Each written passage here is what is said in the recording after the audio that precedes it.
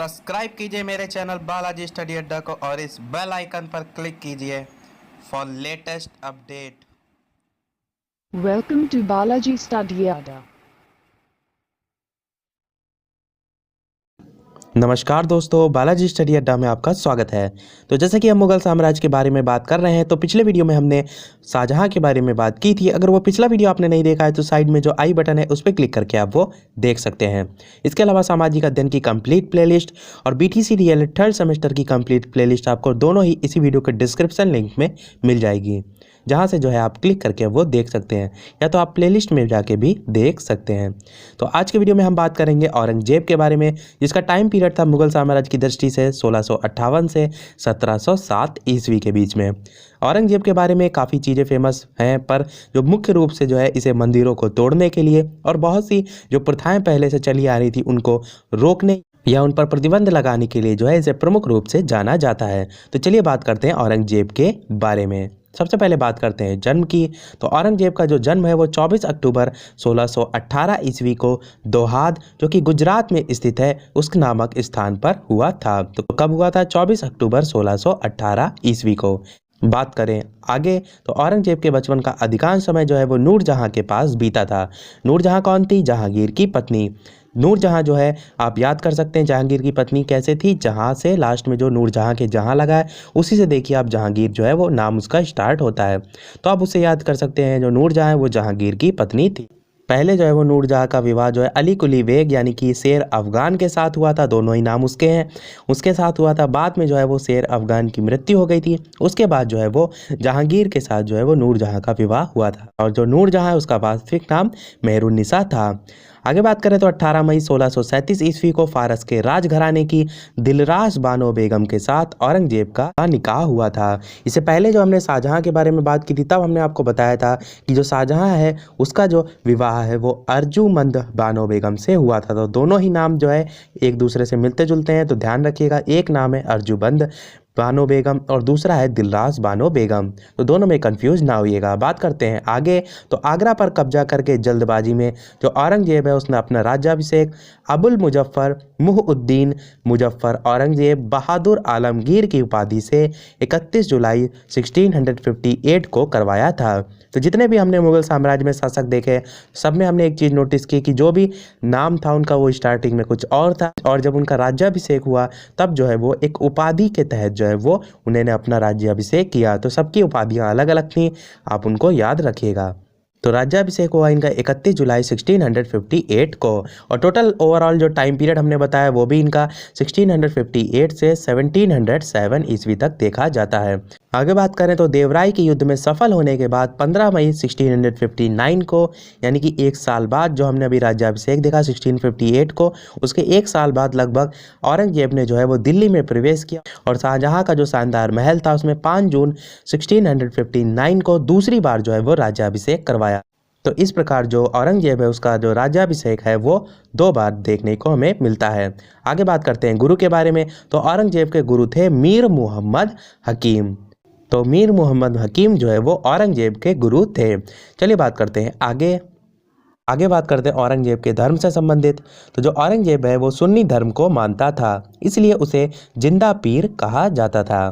आगे बात करते हैं औरंगजेब के टाइम में एक संधि भी हुई थी जो थी पुरंदर की संधि। ये जो है हमें देखने को मिलती है, जो मराठों का उत्कर्ष चैप्टर अगला है इसके बाद उसमें हमें देखने को मिलती है, परंतु जो है टाइम पीरियड जो है ये इसी के शासनकाल में यानी कि औरंगजेब के शासनकाल में ही देखने को मिलती है, इसलिए जो है हम इसी को यहीं पर देखे ले रहे हैं। तो राय सिंह एवं शिवाजी के बीच जो है वो पुरंदर की संधि 22 जून 1665 ईस्वी को संपन्न हुई थी।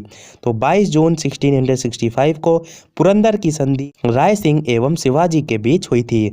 बात करते हैं इन्हीं शिवाजी के बारे में थोड़ा सा आगे। तो मई 1666 ईस्वी को आगरा के किले के दीवाने आम में औरंगजेब के समक्ष जो है वो शिवाजी उपस्थित हुए थे, और यहाँ जो है वो शिवाजी को कैद करके जयपुर भवन में रखा गया था। इस्लाम धर्म नहीं स्वीकार करने के कारण जो सिखों के 9वें गुरु थे जिनका नाम था तेग बहादुर, उनकी हत्या जो है वो औरंगजेब ने 1675 ईस्वी में दिल्ली में करवा दी थी। आगे बात करते हैं जजिया कर से रिलेटेड। तो जजिया कर जो है, जो कि हमने आपको अकबर वाले वीडियो में बताया था, जो अकबर था उसने जजिया कर को जो है वो वहाँ पर समाप्त कर दिया था 1564 में, यानी कि 1564 में जो है अकबर ने जजिया कर को समाप्त कर दिया था। पर औरंगजेब ने जो है वो 1679 ईस्वी में जजिया कर को जो है वो पुनः लागू किया था। आगे बात करते हैं निर्माण से संबंधित। तो इसी वर्ष यानी कि 1679 ईस्वी में जब जजिया कर को पुनः लागू किया गया था, तभी औरंगजेब ने बीबी का मकबरा का निर्माण 1679 ईस्वी में औरंगाबाद, जो कि महाराष्ट्र में है, उसमें करवाया था। चलिए बात करते हैं आगे बात करें तो 1686 ईस्वी में बीजापुर और 1697 में गोलकुंडा को औरंगजेब ने जो है वो मुगल साम्राज्य में मिला लिया था। तो किसको बीजापुर और गोलकुंडा को। और इसके अलावा मदन्ना एवं अकन्ना नामक जो ब्राह्मण थे, उनका संबंध इसी गोलकुंडा के शासक अबुल हसन से था। इसके अलावा औरंगजेब के टाइम में जाटों का विद्रोह भी हुआ था, उससे रिलेटेड बात करते हैं। तो औरंगजेब के समय हुए जाट विद्रोह का जो नेतृत्व है वो गोकुला एवं राजा राम ने किया था। 1670 ईस्वी में तिलपत की लड़ाई में जो है वो जाट परास्त हो गए थे। गोकुल को जो है, जो हमने स्टार्टिंग में नाम बताया, गोकुला और गोकुल दोनों ही नाम मिलते, तो उसको जो है वो मौत के घाट उतार दिया गया था। इसके बावजूद जो जाट थे उन्होंने जो है 1685 ईस्वी में जो राजा राम थे उनके नेतृत्व में फिर से विद्रोह किया था, और इन जाटों ने जो है वो सिकंदरा में स्थित अकबर के मकबरे को भी लूटा था। आगे बात करते हैं इसी राजा राम से रिलेटेड एक पॉइंट, वो ये कि भरतपुर राजवंश की जो नींव है वो औरंगजेब के शासनकाल में जाट नेता एवं राजा राम के भतीजा चूड़ामन ने डाली थी। आगे बात करें तो औरंगजेब के समय में हिंदू मनसबदारों की संख्या जो है वो लगभग 337 थी, और हिंदू मनसबदारों की जो प्रथा थी वो मैंने आपको बताया था अकबर के जो वीडियो में, कि मनसबदारी प्रथा जो है वो अकबर के शासनकाल की सबसे प्रमुख विशेषता भी थी। आगे बात करें तो औरंगजेब के समय में जो ये मनसबदारों की संख्या थी वो अन्य मुगल सम्राटों की तुलना में जो है वो सर्वाधिक थी। चलिए बात करते हैं आगे बात करते हैं औरंगजेब का पुत्र के बारे में, जिसका नाम था अकबर। ये अकबर वो वाला अकबर नहीं है, दूसरा है। इसका नाम जो है वो प्रमुख रूप से इससे रिलेटेड कोई ऐसा पॉइंट नहीं है, केवल इससे रिलेटेड यही एक ही पॉइंट है, वो ये कि दुर्गादास के बहकावे में आकर अपने पिता के खिलाफ जो है वो इसने विद्रोह कर दिया था। बाकी ये अकबर और जो हमने पहले मुगल साम्राज्य के शासनकाल में जो है वो अकबर पढ़ते हैं, वो दोनों ही अलग अलग हैं। अब बात करते हैं सबसे इंपॉर्टेंट पॉइंट जो हमने आपको स्टार्टिंग में बताया था प्रतिबंध से रिलेटेड, वो ये कि औरंगजेब ने कुरान को अपने शासन का आधार बनाया, जिसने सिक्कों पर कलमा खुदवाना, नवरोज का त्योहार मनाना, भांग की खेती करना, गाना बजाना, झरोखा दर्शन, तुलादान प्रथा, थोड़ा सा तुलादान प्रथा को भी जानते हैं। तो तुलादान प्रथा में सम्राट को उसके जन्मदिन पर सोने चांदी तथा अन्य वस्तुओं से तौलने की प्रथा विद्यमान थी, और ये जो प्रथा है वो अकबर के ज़माने से प्रारंभ हुई थी। तो ये जो सभी प्रथाएं, इस पर जो है वो औरंगजेब ने जो है वो प्रतिबंध लगा दिया था। कौन कौन सी? सिक्कों पर कलमा खुदवाना, नवरोज का त्योहार मनाना, भांग की खेती करना, गाना बजाना, झरोखा दर्शन, तुलादान प्रथा आदि। तो इन सभी प्रथाओं पर प्रतिबंध लगाने की दृष्टि से जो है वो औरंगजेब को प्रमुख रूप से जाना जाता है। इसके अलावा जो है जो औरंगजेब था उसने जो है वो संगीत पर भी प्रतिबंध लगा दिया था। उससे रिलेटेड बात करें तो औरंगजेब ने दरबार में संगीत पर भी पाबंदी लगा दी थी, और सरकारी संगीतज्ञ जो थे उनको अवकाश दे दिया गया था। परंतु जो भारतीय शास्त्रीय संगीत था उस पर जो है वो फारसी में सबसे अधिक पुस्तकें जो हैं वो औरंगजेब के ही शासनकाल में लिखी गई थी। कहने का मतलब यहाँ पर यह है कि संगीत पर तो यहाँ पर प्रतिबंध लगाया जा रहा है, पर उन्हीं शास्त्रीय संगीत पर जो पुस्तकें थी वो सबसे अधिक पुस्तकें जो है वो औरंगजेब के शासनकाल में ही लिखी गई थी। और औरंगजेब जो था वो स्वयं बीड़ा बजाने में भी दक्ष था। चलिए बात करते हैं आगे। अब बात करते हैं मंदिरों को तोड़ने से रिलेटेड। जो मैंने आपको स्टार्टिंग में बताया था वो ये कि औरंगजेब ने 1665 ईस्वी में हिंदू मंदिरों को तोड़ने का आदेश दिया था।